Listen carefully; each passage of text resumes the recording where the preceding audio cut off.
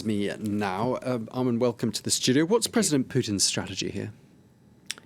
Well, there's one thing that Putin is going to ask from the US at these talks in Geneva that he knows that President Biden cannot give him, and that is a guarantee that Ukraine and Georgia will never join NATO. He's talked about this desire for that security guarantee for Russia several times, including today at this press conference. He knows, of course, that a core mission of NATO since 2008 has been to offer membership to Ukraine and Georgia if they want to join NATO. That was reiterated again this year at the Brussels summit in June. The Kremlin must know perfectly well that the US cannot give that guarantee to Russia. So that begs the question, what does Russia really want at these talks in Geneva?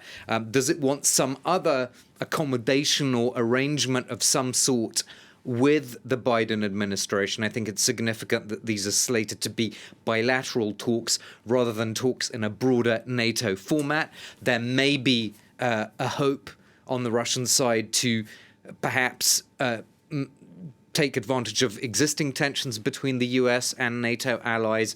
Those tensions were clearly much exacerbated by President Biden's actions in Afghanistan and the disastrous pullout from Afghanistan, which caused some quite big tensions between the US and other NATO members. And of course, Biden's approach to the Nord Stream pipeline has also caused tensions between the Biden administration and some European allies. Perhaps the Kremlin believes that there's an opportunity to play on those differences between Biden and other NATO or European allies. That's one possible interpretation. Another possible interpretation that I've heard is that perhaps this demand for a security guarantee, Russia wants to get this guarantee that Ukraine will never join NATO, that is actually designed to be rejected so that Russia can then later say, well, we've tried everything, we were rebuffed, so now our options are really narrowing towards the military option. That's one scenario that I've heard from analysts. I don't know how likely that one is.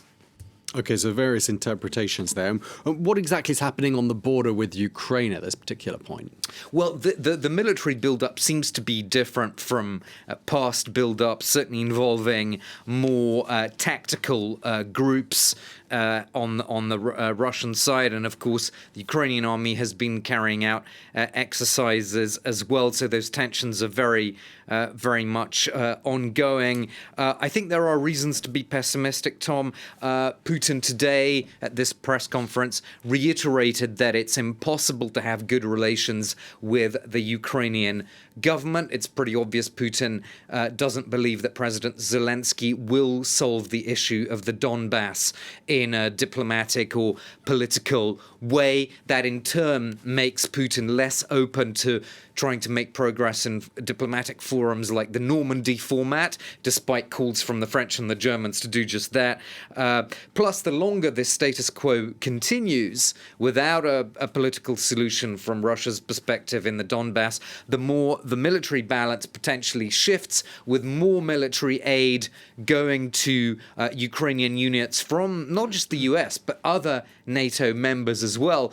Turkish expertise has been very helpful to the Ukrainian army. Putin will have watched how Turkey has provided drones to Ukraine, drones that were used so devastatingly in the Nagorno-Karabakh war last year against Russian-made air defenses. So the longer the status quo continues, the more the balance of power, military balance, potentially shifts.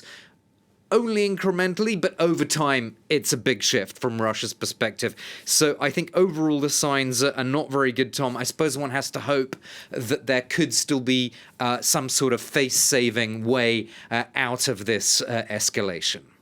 Okay, well, thank you very much indeed for that. Our International Affairs Editor, Armen Georgian. Thank you. Thank you.